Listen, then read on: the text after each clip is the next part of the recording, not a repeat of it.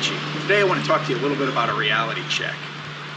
Generally, at most room and contents fires, it's going to be the first due engine, the second due engine company that helps get that line in place, maybe the third due engine company who stretches to the floor above, but generally later arriving companies, a lot of times they think they're going to get in the firefight. It's just not practical. What we need is to take care of our customers. Have the wherewithal to take a look at the situation when you're coming up. Can I bring a salvage cover? Just think what an impact you can make on the community if you're a later arriving company and you grab a salvage cover. Remember, if your chief puts you to work, you can always put the salvage cover down. But doing salvage work is critical to our reputation and to our role as firefighters in the community. Saving somebody's business or property can mean the difference between them opening their business the next day or being out of business for a couple weeks, or saving someone's belongings. So remember, if you're a later arriving company, don't just write off salvage. Grab that salvage cover and get to work.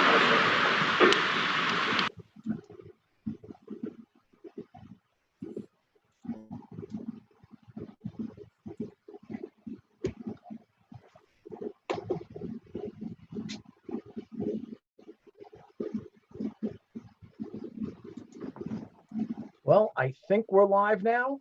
So,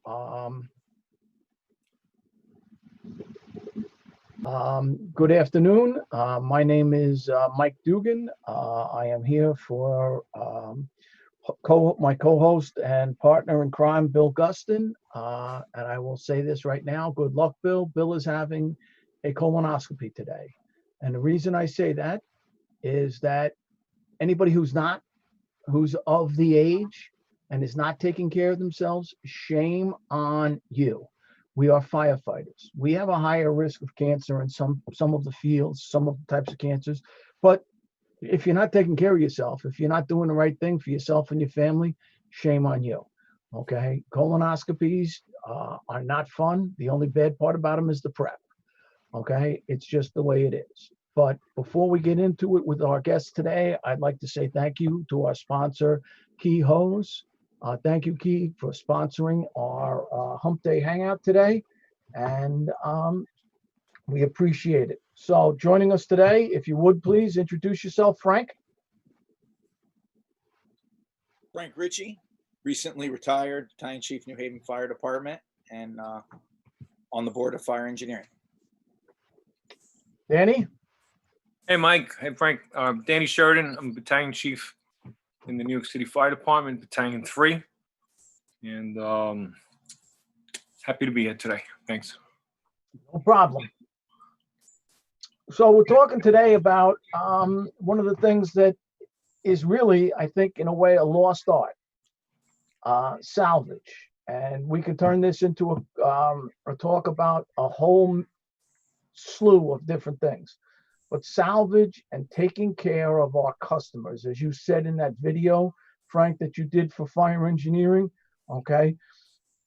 Taking care of our customers, taking care of the businesses, taking care of the properties of people, taking care of people's lifelong keepsakes.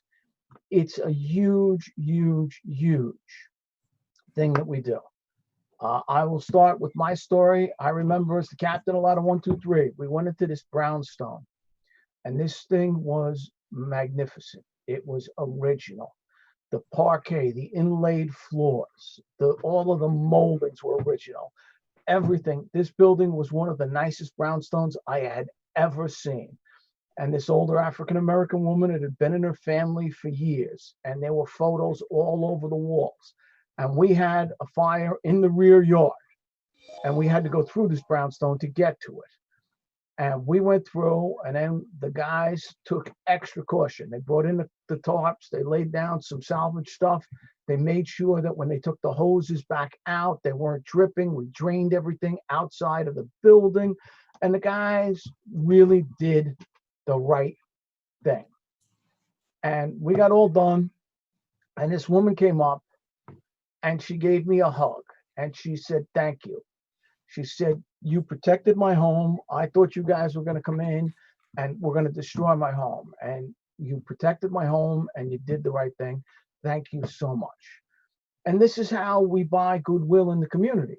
The woman went up to the deputy chief and said, "Who's in charge?" And the chief said, "Oh, I am, ma'am. Is there a problem?" And she said, "Absolutely not.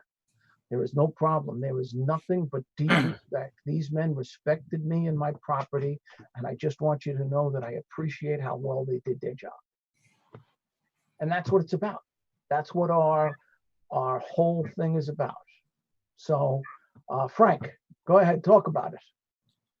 Well, I think it comes down to your fire department's culture, and it's something that we miss. I'll use an example from car extrication. If you go down to Maryland or inside the Beltway, extrication is always about the patient. If you go to the upper Northeast, often extrication is about cutting the car. And it's the same thing that I see with fires. Why are we going to the fire? To make a positive impact. There's no citizen out there that says, "Oh, the fire department cut a great hole in my roof," or "did a great job stretching down." But if you can save some of their belongings, it's going to make all the difference in the world. And that's video clip that we played in the beginning. You know, if you're the third or fourth due company or second due truck and you're going in, just have one of your members grab a Salvage cover under their arm. And if they get put into the firefight, or the chief assigns them to search the floor above, or whatever task they get, even if they drop it out the door, you'll find that another company will pick it up, or it'll cue the chief standing outside to say, "Hey, let's get some tarps on the floor below." And you could really make a positive impact. Absolutely.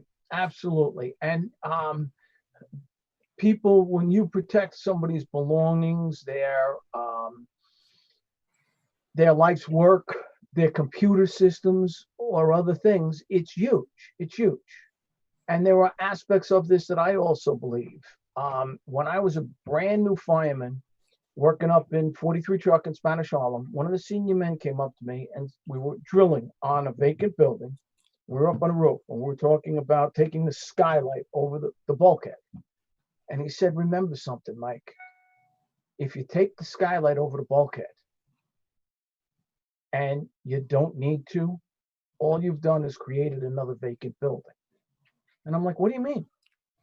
And he goes, "Well, the water's going to come in all the time. Whenever it rains, the floors are going to be wet, the building, and then people are going to be leaving this building.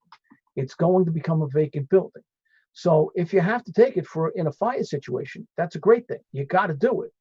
But if you do it unnecessarily, if you do unnecessary damage to these buildings, to these people's property and everything else, you're destroying their dwelling, and then you're also destroying the building. So all the other tenants in that building are going to have the same problem.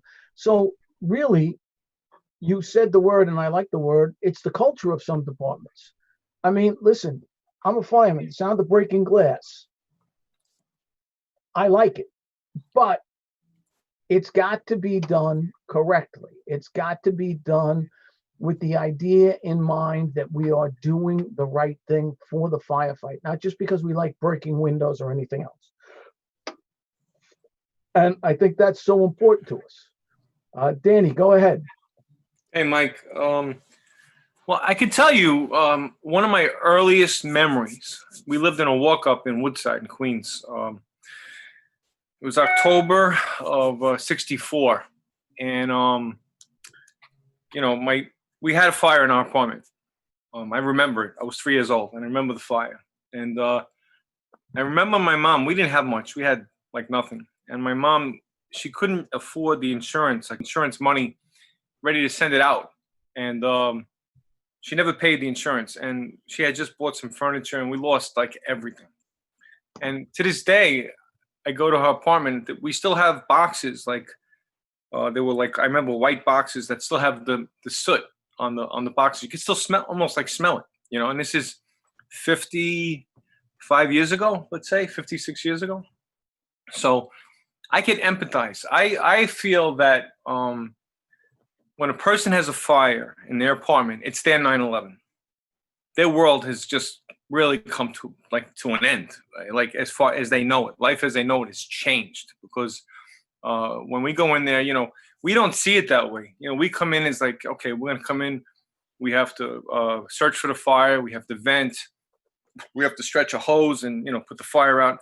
We're not thinking about, well, this is this person's house. And I've always been aware of this. I mean, I don't know if it's because we had a fire and I know what it's like to lose stuff, you know.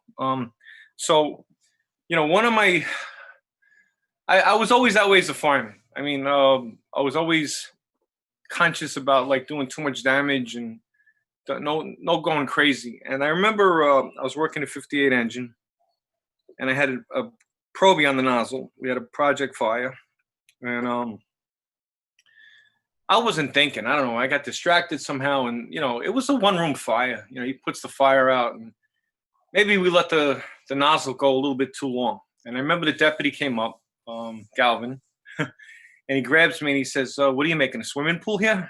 And those words always stuck with me. Like, you know, like I said, wow, you know, like I was responsible for this, you know. So that's kind of like how I treat. You know, we're there to make things better, not to compound the problem. I mean, if you get a mattress fire and you do, you know, if you do inordinate amount of damage, you're doing, you know, I'd rather we don't show up because, you know, if we're going to cause more damage, then what's the point? So I always kept this in the back of my mind. When I got promoted to captain, I was working in an engine company and in the Bronx, and we had a, you know, really nice block. I mean, all attached private dwellings, you know, and it was a pretty working class, nice block, you know. And I had a brand new Proby on the nozzle. We get up to the third floor. It's one room. I'm like, you know, he's a nervous wreck, and I'm calming him down. And anyway, we get water, and I guided him totally. I was like, okay, open it up, just knock it down. And I felt we knocked the fire down. We kept it to that one room. It was all nice, you know. And I was like, kind of, you know, we didn't even wash down that much. I just like, because it was a really nice house, you know. So I said to I called the division. I said, you know, I think we could take up our line, whatever, right? So we took up the line. We're in the street. And another truck goes up, and they're doing a little overhauling, and Lieutenant starts screaming that they have extension. And I'm standing right next to the deputy. He trusted me, and I was like, Chief, that fire's out. He says, Danny, I don't know what to do, man. He says, I'm gonna have to stretch a line, you know. So he's calling for a line, you know. I remember when we were firemen, if it was a mattress, you cut it, you take it, you throw it in a bathtub, or you throw it out the window, whatever. You don't wash it down again. So, anyways, I wasn't happy, right? And I was embarrassed in a way. But this guy was insistent, and he didn't, you know, he respected him. So they stretched the line. I'm standing out in the street, and I'm watching the water cascade down the stairs, like hundreds and hundreds of gallons of water. And I grabbed the officer. I'm like, what in God's name are you doing? He says, well, I have a new guy. I wanted to do some drilling. I said, this is somebody's house. You know, it's not a vacant building. This is somebody's house, man, you know? And, you know, I hate to talk about that story. I mean, I'm embarrassed by it. You know, I mean, I'm really very, very aware. And even at all my fires, I tell my guys, don't go crazy. You know what I mean? Like, knock it down. You know, if we get something lights up, we get a mattress, a chair or something, you know, just cut it out, throw it in the bathtub or throw it out the window. But we don't, those days are like in a building, like letting that line flow for like minutes. You know, we're flowing 160 gallons a minute, 180 gallons a minute. That's a lot of water. That's a lot of water. So we're doing more damage with the water than we are with the fire itself. So yes, I'm on board. You know, I always tell that story, and it pains me because I remember looking at the people in the street and their faces. It was just like what happened here? You know, it was a one-room fire. You know, and now we basically destroyed 3 floors. So yeah, I'm on board. Absolutely. Yeah, and I think you know, the other thing, there have been companies in the city of New York that are known to come in and take every window in a building. Right. Okay. And do you have to do that? Absolutely, positively not. Someone lives there. Someone lives in that building. It's someone's family residence. And you have to think about these things. And you have to think about the people and what their life is in there, what they live, their family is in there. So I think that salvage is a lost art. I think that it is a form of customer service that we can all get on board with. And I think that it's something that we have to get better at. And I truly do. And I think that there are quite a few different ways that we can do this. Okay. Grabbing a salvage cover, a tarp, throwing it on the floor below, cleaning up. If we had to have broken windows, putting plastic up on the windows to protect the structure from the elements and everything else. Because back in the day, I mean, when I was a fireman in East Harlem, in Spanish Harlem, the number of vacant buildings we had was phenomenal. And there were hundreds and hundreds of them. And some had been vacant for up to 20 years. We don't want that. We don't want that in our cities. We don't want that in our towns. We don't want that in our villages. What do you think, Frank? Yeah, it's not only about people's homes, it's also about people's businesses. So I had a fire on Main Street in New Haven, a room and contents fire, small job, but I think it was the second due truck or the third due engine, just did a phenomenal job of tarping the bodega in on the first floor or the deli. And they were able to open like within a week after the fire that was on the floor above. And we got a really nice letter, was that they were amazed that they were able to open so quickly. You have to remember as a firefighter that when you have a fire, even above a store or a restaurant or a bodega, those employees, they're not getting paid days off to be off for that. I mean, we look at that as a victory. Hey, the place was only at a service for a week and they had the health department come in and everything else. But the fact of the matter is those individuals aren't getting paid. They're not taking that money home to their family. So if you can make a big impact as a division chief, chief officer, or later arriving company, because once I got to the department's drill master, I would respond to major fires from at home. And I stopped counting on how many fires I got there from home where I knew that the fire was going to be out when I got there and I was going to essentially get the guys coffee. And I get there and there's no tarps thrown on either the business below. And I'd be like, Chief, we got to get tarps in here. You know, there's plenty of firefighters standing around at a fire.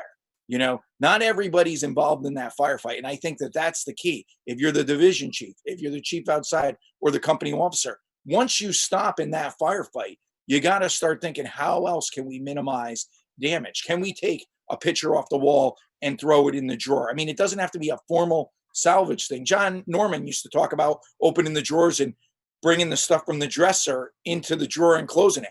I've done that before. And, you know, I'll go back to you and Danny, but I think Anthony Avillo says it the best. He says, our job after the fire is to wrap the occupant in cotton and take care of them and make them feel that we care, because we do, as much as they care about their stuff. Mm-hmm. And I agree wholeheartedly. And I think that that is part of our job. And I think it's becoming a lost art. I think it's becoming something that we don't do enough. We don't think about, as Danny said, the 9/11 of these people's lives, the worst day of their life. Their place is on fire. They're losing their memories. If you can go find someone, and I know this from my, I'll tell my story because this is similar to Danny's story. I was a young child. My father and I, it was a Sunday morning, my father and I had gotten up and we were cooking these bacon to have breakfast, family breakfast after Mass. Back then you couldn't eat before you got communion. And we went to 7:45 Mass every Sunday at St. Patrick's Roman Catholic Church. And we had, at that time, we had two phones in our house, one on the kitchen wall and one on my parents' bedroom. And the phone rang. My father picked it up and he's like, hello, hello, hello. Okay, I'm on my way. I'm on my way. All right. And then I heard him say, did you call the fire department? And okay, I'm on my way. My grandmother's house was on fire. And I was probably 66, 67. And I was probably 11, 12 years old. And I looked at my father and he said, I got to go. Your grandmother's house is on fire. And I said, I'm coming with you. And he said, no, you're not. And I said, yeah, I'm coming with you.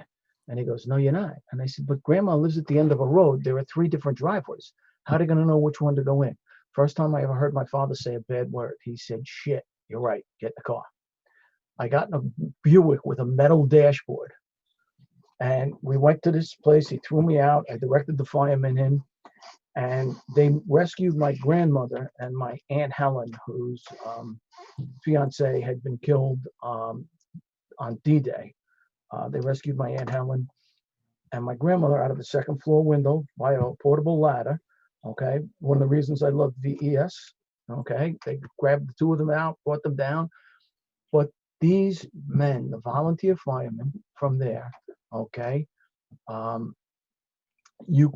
they were so good at protecting my grandmother's stuff. All of the stuff in the house, the artwork, the statues, all of the stuff, all of her knickknacks, all of her stuff.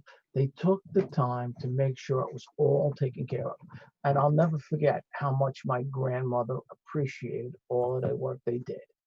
And it's what we do. It's what we are supposed to do. We're supposed to be there on the worst day of these people's lives, and we are supposed to make it better, okay, by our actions. Putting out the fire is one of them, but then secondary is protecting what property is salvageable, protecting what we can for these people. So what do you think, Danny? Yeah, I agree 100%. That is something. Well, first of all, you and I, you have a little more time on the job, but I remember, we had a lot of vacant buildings, and it was almost the mentality was different. It was like we were there to open up as much as we could, because when the building was vacant, it was good practice for the probies and for the young guys. We'd practice forcing doors and cutting roofs and pulling ceilings, and so.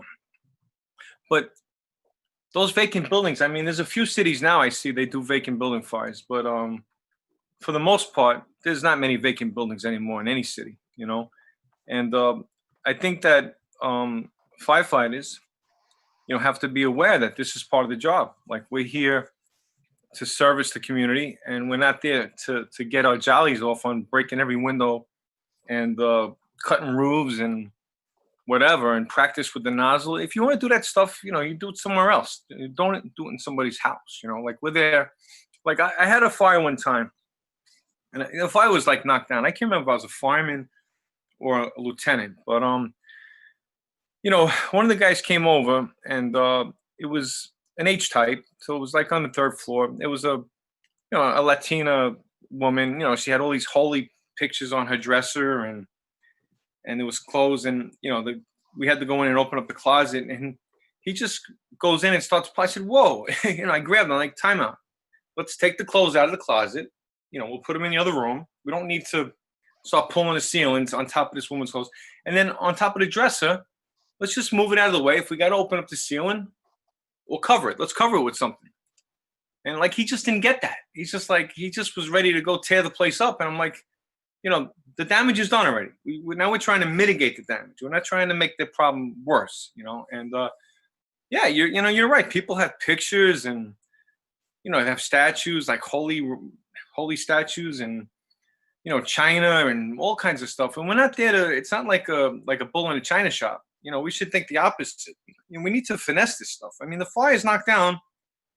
It's not going away. We're just looking for extension. We're not looking for, it's not an active, firefight. If it's an active firefight and things are hairy, I think sometimes, yeah, all bets are off. But if the fire's knocked down and we're just opening up and we're looking for extension, we're opening the baseboards and stuff. Listen, there's no reason to be animals. Respect the property. I agree totally 100%.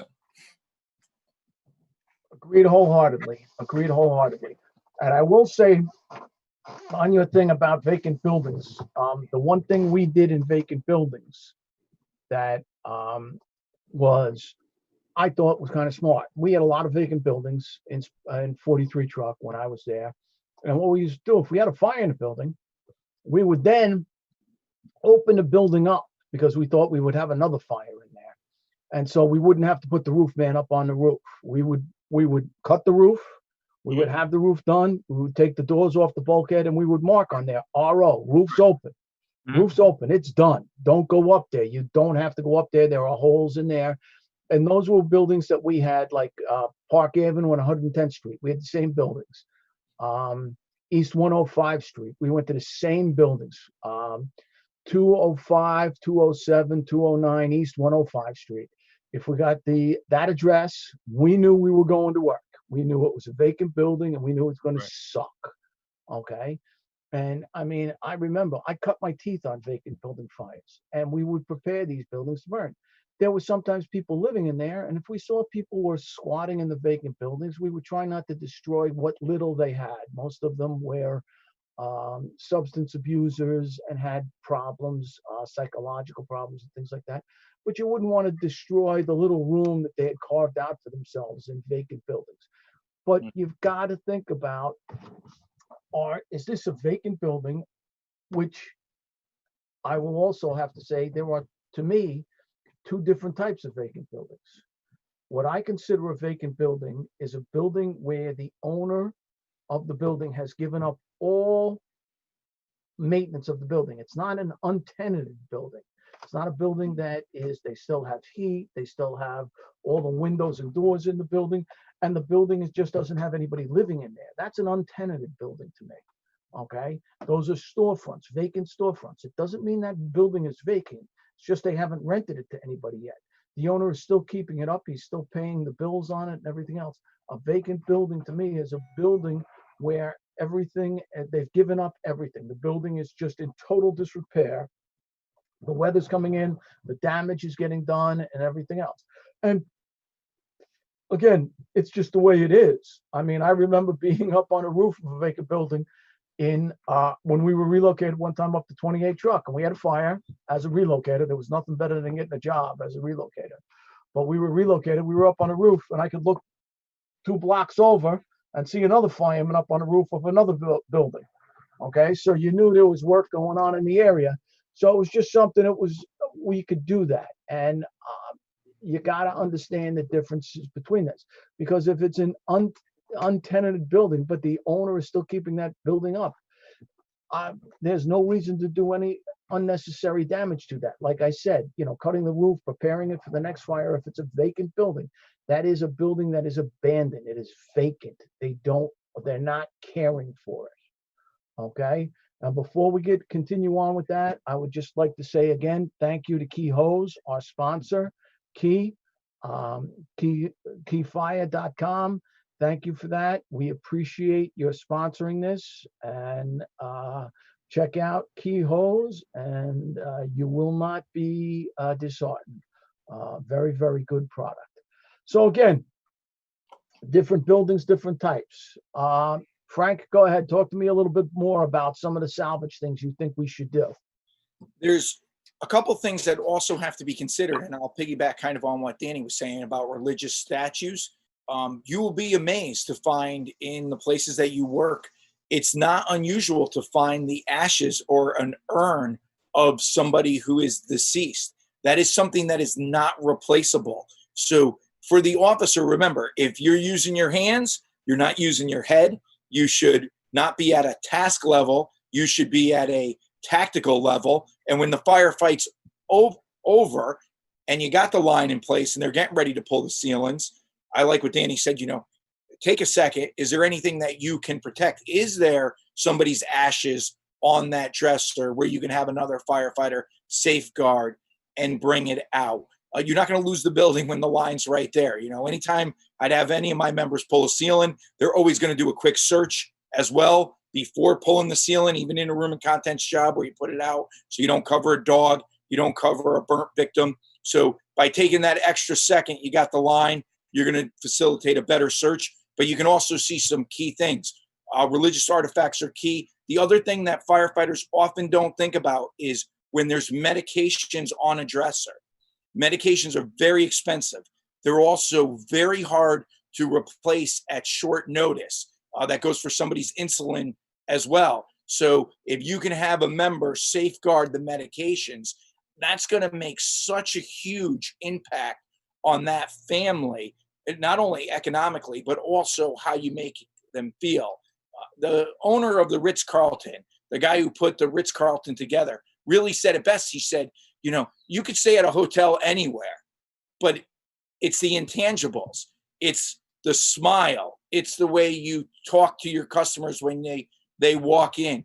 It's very few times do we remember actions. We remember how people make us feel. So by safeguarding that family photo on the wall, medications, the urn, and being able to have one of your members go and give that object to the occupant, you're going to make a friend for life, because you're going to change the way they feel about the most horrific day that they just had.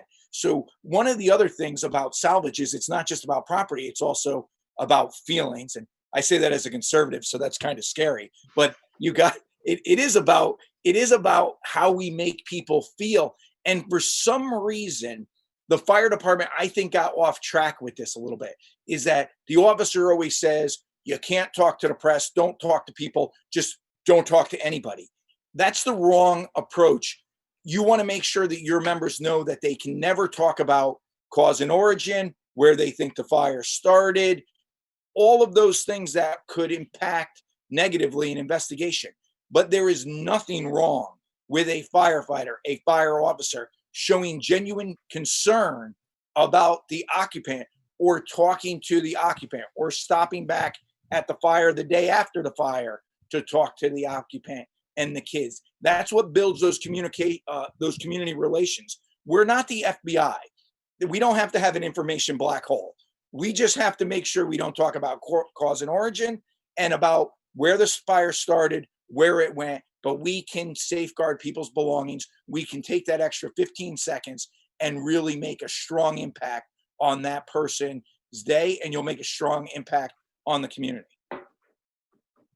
I think that is spot on. Another story I have is I was working in Crown Heights, and we had a fire. It turned out it was a small fire. It was in a closet, and there was a light bulb in the closet, and the woman had towels and stuff, folded clothes, sweaters, I don't know exactly what it was, stored in the closet, and the pile fell over onto the light bulb, set them on fire. She smelled the smoke, opened up the closet, and now they fell down onto the floor and started flaming. She called 911, fire department came, we got there, and it was a can job, 2.5 gallons of water. That was it. It was tiny, tiny. So we got there and we pulled all the clothes out, took them out onto the front porch. We didn't even need a line in there. Bring a line to the front yard. We'll bring all the stuff out to you that's smoldering. We got everything out of the closet. Then the carpet, she had this beautiful runner in her hallway, which was like an oriental rug type pattern. And I mean, I'm telling you, this thing was magnificent. So I said to the guys, roll this up, we'll take it outside, and we'll just wet it where it's got a little bit of just singe on it, ash on it, where it's burnt. It's a little charred, but not bad at all. And I said, we'll just roll it out and just wet it down a little bit so there's no problem. And we get out there, and the woman is standing there crying. And I'm like, are you okay? Are you okay? And she goes, my son is a sergeant in this area, and I think he's going to hear the address and panic and get hurt in a car accident coming here. And I said, okay. I called over a cop. Come here. Can you come here? Come here. We need you real quick. What's your son's name? And she said, it was like, Sergeant Smith. And I said, could you tell Sergeant Smith there was a small fire at his mom's house? It's out. Everything is good. Just, he can come here, but he does not have to come lights and sirens. And she goes, absolutely, sir. She called. And so then we were out there working with her. And I said, I rolled this thing out. And she goes, oh, you can just throw that out. I said, man, this is beautiful. I wouldn't throw this out. I said, let me just show you. There were a little couple of burn marks here. We put water on it. Let it dry for a day or two. It's fine. I said, this is beautiful. I wouldn't throw this out. And her son shows up and he's like, Mom, are you okay? And she goes, yeah. And he goes to me, what happened? And I said, we talked about cause and origin because we knew it wasn't suspicious. And I said, they fell on the light. The only time we can't talk about really cause and origin is if we think something is suspicious. It's going to be investigated. I knew exactly what happened. And I said, it fell on the light, the sweaters, whatever were up there. And then when she opened the door, fed it air, and it fell down onto the carpet. I said, the carpet's here. I said, there are these little burn holes in the carpet, but they're fine. She's good. She's just worried about you. And so we talked this whole thing out. And I've got this young African-American fireman working with me. And all of a sudden, this woman walks over and gives me a huge hug and says, "Thank you." And this kid looks at me and he's like, "Cap, the black women are hugging you, and look at me, all of this man candy, and they're not even coming near me." I said, "Because I always had a motto in my being a fireman.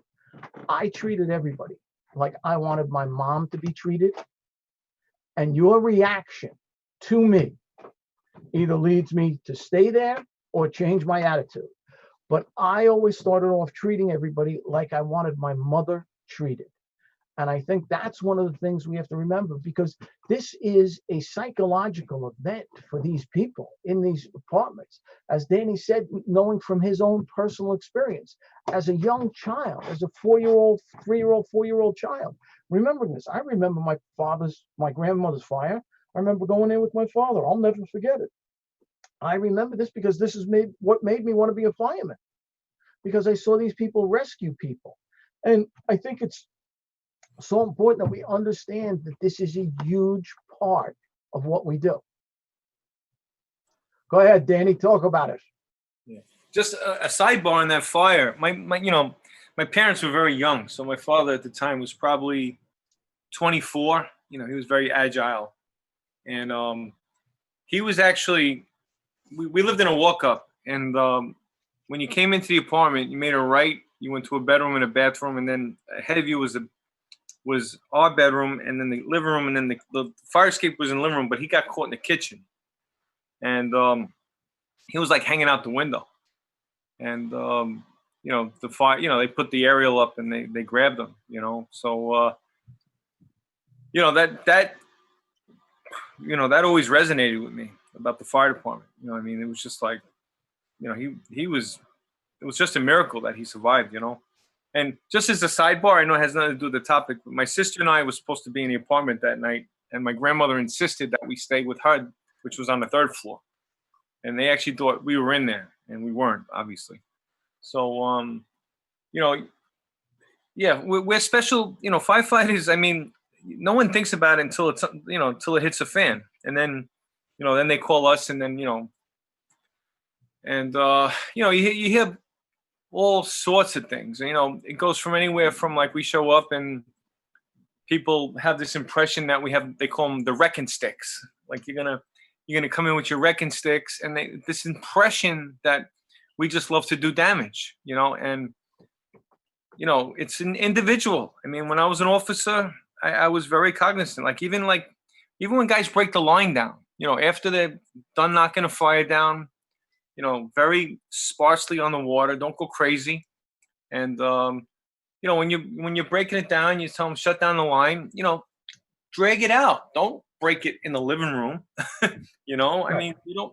We don't need water like dumping out of an 1 3/4 line all over someone's living room, even if you get to the bathroom and just open it up and let it go down a tub or out the window, things that we could do, little things that are just going to mitigate all this damage that we do. Because, to be honest with you, from a public relations aspect, we don't have the best when it comes to the let's say doing damage. And it's discipline. I'm disciplined, but I can't speak for everybody. And I think it's one thing that maybe we need to even teach about in flips or in command course. What are we doing? Are we mitigating not only the fire, but are we also, using the right amount of water? I'll tell you, I had a job. I was the all hands chief. It was, I don't know, a few months ago, whatever. And so I'm the all hands chief. By the time I get there is quite a while, right? If I'm responding out of my, my first 2 area. So there was a small fire it was like a TV. And, I reported in, I said, I'm here. I'll go up to the fire floor. I go up, and there was like a nickel's worth of fire. It was like a TV. And the line was still open. It was a Proby, and it's still and I just whoa, it was like this much water on the floor, I mean, I know I get it. I mean, it's not Park Avenue, but still, like, there's 3 inches of water on the floor. I mean, it was a can job. So, it's the officer's responsibility. I mean, a kid with an orange pumpkin piece, he don't know any better. He's just going to open that nozzle, he's going to keep it open until someone tells him to shut it down. It's up to the officer to, hey, listen, just, we're good.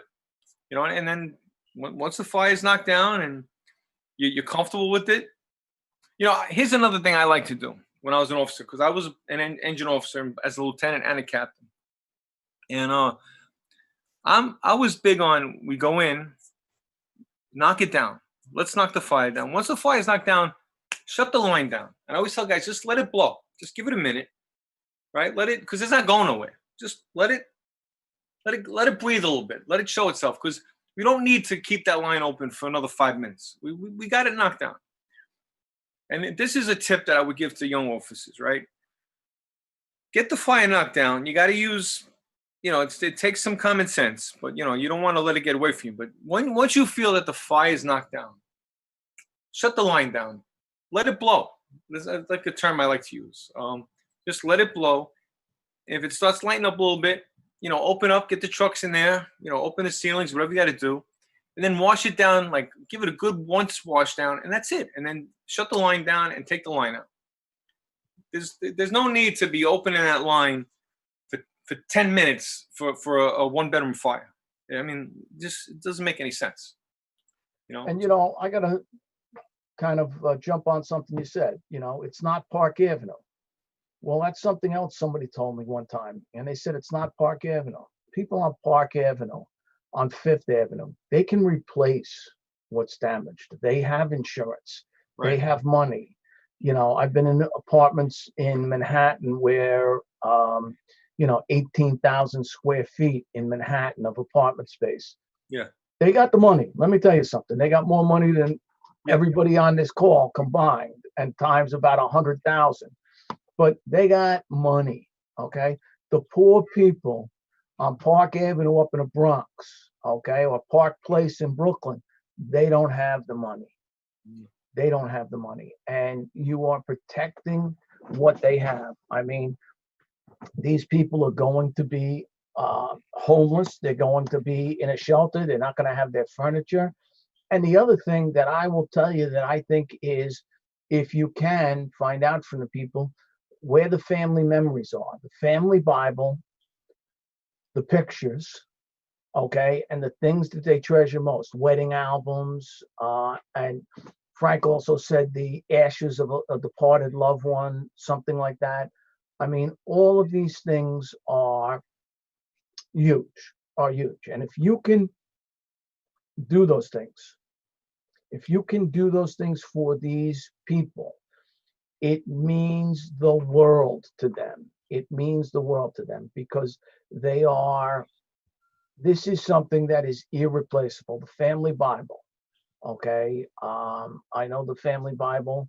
I know where it is. I know where the stuff is and everything else. These are all things that are the pictures, the important photo albums, growing up. The other things that some people have is memories on video cassettes, whatever it is. If you can help them preserve those things, okay? A lot of people don't care about the couch. They don't care about the carpet, but they care about those memories, the things that are in there. Go ahead, Frank. Going back to the water, the best place for the water to be is if you got a leaky butt, you can always put it outside a window. Just pull the hose over, stick it out the window, or you can't do that. A lot of times the staircase is an ideal place. Or if you're dealing with an apartment, try to get the butt. We always want 50 feet in a fire apartment or 50 feet on the fire floor. That usually puts it near a staircase, so it's usually not that hard to drag it back or to drag it out a window. Or you can leave it in the hall. So I think that works out real well. The other thing that we got to think about is that it's not just fires where firefighters have to do salvage and overhaul, in a sense, well, more salvage. I got called, and I think it was great. I always call my kid, he's a cul-de-sac kid. He was raised in the suburbs on a cul-de-sac. What's better than that? He happened to be in the car with me one day when I got called to the city for 41 apartment building that was being condemned. You could go on the top floor and literally take a bowling ball and not roll it, just drop it. And there was about a 6-inch deflection from the top floor to the top floor, from one end of the hall to the other. And then every bathroom, when you looked up above the tub, it was kind of like a Tom and Jerry situation where you could actually see the tub going through the floor. We condemned the place and talked to the city engineer and said, how about we allow the individuals to get their stuff out floor by floor, and then we'll lock up the apartment and get everybody a place to stay. It took hours and hours, but my son got to help move people out. And the police officers were like, they can only take themselves and what they, something in their hand. And we're like, I'm like, Nicholas, if they want to take something out of their apartment, just carry it for them. Just take out whatever you can, because they're worried about their stuff being stolen. Don't worry about the cops. I'll take care of the cops. So Nicholas actually went floor by floor helping people, and he kept carrying out TVs, and he was carrying out clothes baskets. One clothes basket he took out had 4 cats in it, and they piled the clothes on it. So he got a great education, and this building was known in the city for drugs, prostitution. And my son got such an eye-opening experience because he didn't take away from it the fact of the drugs, the prostitution. He took away from the fact of how many great people lived in this unfortunate situation. And they didn't want to leave their TV. They didn't want to leave their pets, even though they were told to leave them there, because they were afraid that something would happen to them. And so he got a great experience. I think it's a life experience he would take for the rest of his life. He turned 21 today, so happy birthday, Nick. But I think it was a great experience on how to take care of people. There's another thing that's important about Salvage that we often don't think of, especially in the city, is that a lot of times people, especially in the economy today, but in your socioeconomically poorer neighborhoods, a lot of people don't use banks. And there's cash that's somewhere in the house that they're not going to want to tell a firefighter, hey, can you go get the cash? So it's not a bad idea that after the situation stabilizes, to go out when you're talking to the occupant as a chief officer, and as long as you're not going to endanger the investigation, you can have the occupant escorted through the home with the firefighter. I like it to be with a senior firefighter.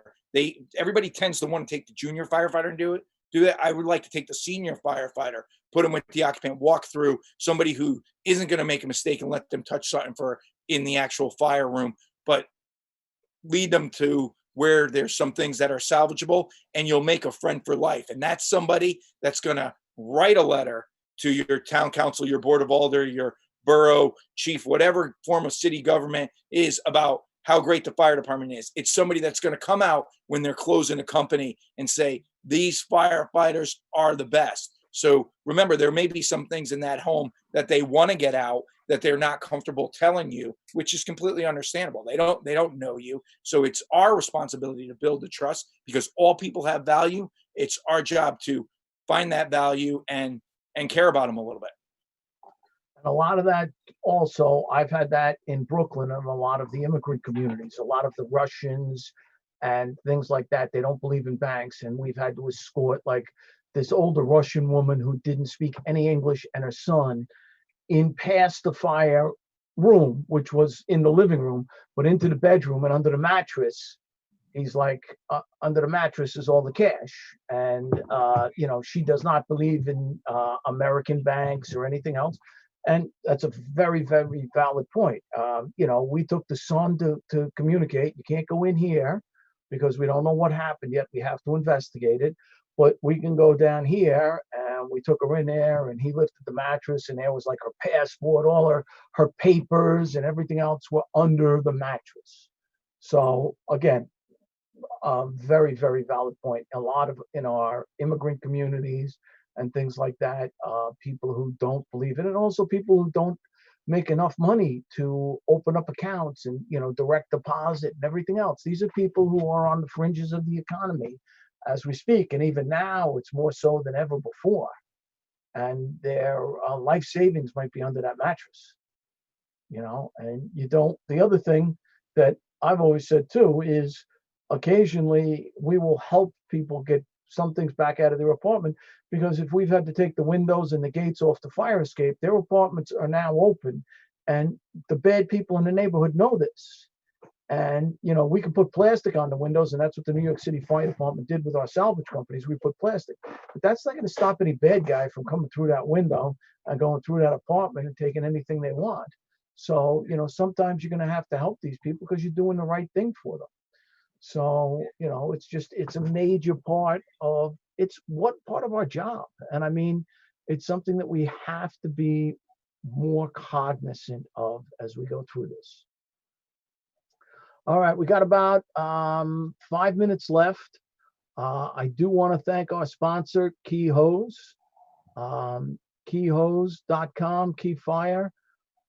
Again, their hose is excellent. Bill Guston, if you've ever heard any of these other Humpday Hangouts, raves about it. He uses it all the time in Miami-Dade.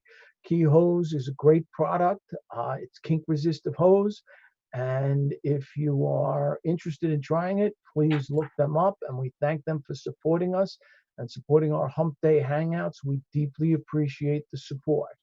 And we'd just like to thank them. So please visit Key Hose at Key Fire and keyhose.com. Thank you. So closing words. Danny, go ahead. Thanks, Mike. Yeah, you know, just real quick, you know, we're talking about salvage, but also, you know, once in a while we have to use a lot of water in an occupied building. I was at a top floor fire a few years ago, and they had to open a towel ladder. And, you know, towel ladder puts out 1,000 gallons a minute, you know, and you got to watch where that water's going. And if it's not leaving the building, it's sitting up there. So when I got up to the top floor, I was like the fire sector. There was probably a good 3 inches of water on the floor, on the whole wing, you know. And just a little tip, something that we did, and I haven't done in a long time, but I told one of the kids, I said, take your axe and go in the bathroom. Smash the toilet bowl. You smash the toilet bowl, and then the water just like a whirlpool just sucked right down the toilet bowl, you know. So it was a tip that we used to use in vacant buildings, but you know, once in a while, if you find yourself with a lot of water in an occupied building and you got nowhere to put it, you know, you can replace a toilet bowl. I mean, they're $100, you know, but you got that nice opening, that nice waste pipe, you know, and good place to put the water. So anyway. And also, very honestly, that also prevents damage, because we all know, anybody who's been in a fire afterwards, how far down the water goes. Yeah. Okay. I mean, it could be 6, 7 floors. If it's a 6-story building, you're going to find water in the basement if you're putting a towel ladder on it. If you can smash that toilet bowl on the fire floor, and maybe even in the apartment on the floor below, and take some of that water off, it's going to mitigate the problems for other people in that. Doing damage to mitigate damage for other people is okay. We're not saying don't ever do anything. Don't ever break a window. Don't. Especially if it's cold. What I used to like doing sometimes is just taking a 50-foot, a 3-inch hose and just stick it over the thing and put it right out. Remind everybody that while FDIC was canceled this year, September 22nd through the 24th, 2020, at the Indiana Convention Center is the United Fire Conference. Fire Engineering and FDIC would love to see everybody there. I'd just like to thank Mike Dugan, honored to be on your show. Danny Sheridan, who's a New York City legend who helps people not only in New York City, but throughout the world. Fire Engineering and Bobby Halton. And thank you very much for having me on today. Thank you. And look forward to seeing you in September at the United Fire Conference. I'm honored to be asked to present there. And I also want to close in reminding each of our listeners here, Bill Guston is undergoing a pre-cancer test with his colonoscopy. Doesn't mean he has anything. Don't get that wrong. But this is something that each of us is responsible to do for ourselves. Check yourself out for skin cancer. Check yourself out for, have yourself checked for colonoscopy. Do these things. A lot of young firemen have gotten colon cancer early. If you're having any issues, go get it checked out. Go get it checked out. Thank you all very much. God bless you all. And we will see you next month. Thank you.